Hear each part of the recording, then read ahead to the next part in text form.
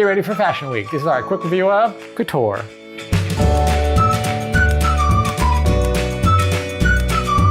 Couture is a bidding game set in the world of fashion, so it's not exactly like a theme that we would normally go, oh, let's play that game. However, it was part of a 4-game set in one of the Kickstarters from All Play that also included Sail and the dinosaur one that I don't remember, even though that was the one we really wanted, but Sail was the better game.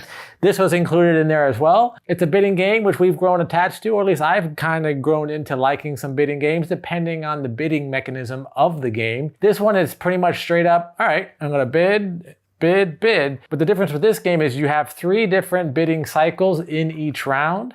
So in the first one, you're gonna have New York that you're bidding on, then you're gonna have Paris that you're bidding on, then you're gonna have Tokyo that you're bidding on. So you can plan it out ahead, but you have to make all your bids all at once at the beginning. And then, all right, reveal your New York, and then everyone reveals their cards. And then you choose the cards that you won or didn't win, and then you go to the next one. All right, reveal your Paris. You can't choose your cards at that point. You just have to go with what you go with. And the interesting thing that I really like with this one is the person who wins chooses first, person who goes second chooses second, third goes third. However, if no one else bids other than that first person, they have to take all the cards. And not all the cards are positive. Some of them have negative numbers on them, and you may not want those cards. So if you're like, I don't really want that, so I'm not gonna bid on this one, and then you end up having to take all 3. Or if you know in the third row there's something that you may not want, and you see in the first one someone bid all their cards, you know that coming up in that third row, you may have to take all the cards as well. So I really like that dynamic of the game. Yeah, in terms of the bidding mechanic, I really like how it's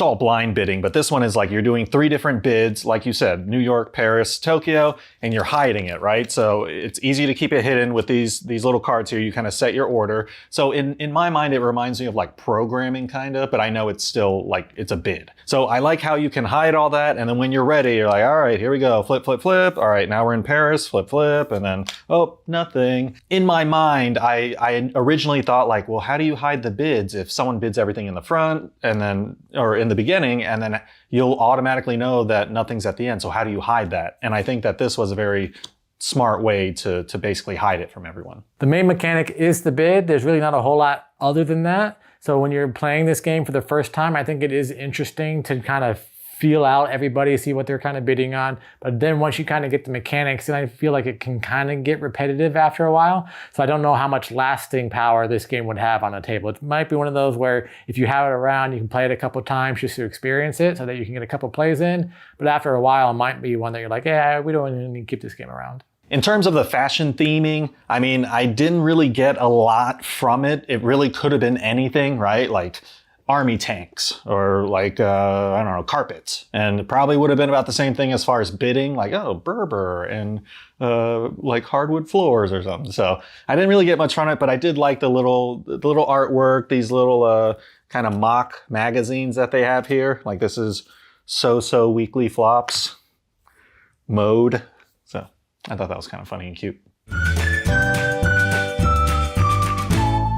I like the bidding mechanism. Now, I will say it's new to me, and so kind of the wheels turning and creativity as far as like game design goes, I wouldn't be surprised if I saw this type of mechanism in like another game or a future game. I really like the negative aspect to the bidding process, so that if you don't want a card and you don't bid, the other player has to take all the cards, and there are some negative repercussions. So you can't just go in and like outbid everybody. If someone ends up going in and not bidding, then you have to take all the cards. So you can go against other people who maybe getting a lead, quote unquote, as they're playing. Maybe they get some of the better cards. You can still kind of bluff your way into making them take some bad cards and still make them lose some points in the end. So I do like that it's not just a straight up, ooh, I'm bidding the most or I'm getting on a roll, then I'm going to be able to steamroll everybody after that. I do like that there are some ways to counteract that. What did you not like about the game? It's pretty much the theming. Like, I get it, it's fashion. I don't know much about it, but I guess I would have liked to at least learn a little bit more, or learn like at least got something about the theming. I'm like, oh yeah, they're really into this type of dress that's haute couture, but I don't know what haute couture is. So I'm really just looking at like, all right, points, this symbol, that symbol, and I'm trying to get this goal. Like, okay, cool. That's really all I was like, this might as well have been A, B, C. And I was like, okay, A, B, C, but not B, C, A, and then D over here. Like, It didn't really, like, nothing really resonated as far as the theming and the mechanics for me. I kind of mentioned this earlier in that it doesn't really have a whole lot of staying power. It's interesting when you're first learning the bidding mechanics and you're trying to figure out, okay, which cards are more powerful than the other ones? Which ones do I go after? And then once you figure that out, it's like, okay, well, do this, do this, do this. And yeah, there is a little bit in that bluffing and figure out what your opponents are going to do and that kind of thing. But there's not enough of that to really make it that exciting of a game to keep on playing over and over and over again. So this is a 1, 2, 3 couple plays and then move on to something else.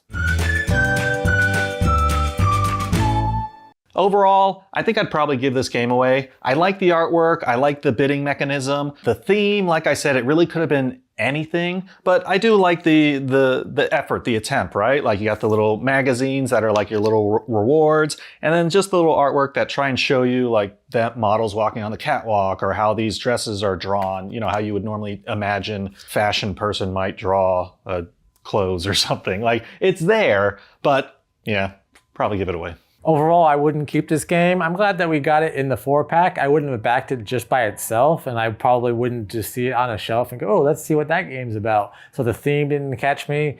It was interesting learning the bidding mechanics, but after a while, it kind of got stale and repetitive. So I'm glad that we played it. I'm glad it was included so that we got to experience it. However, it's not something that needs to stick around.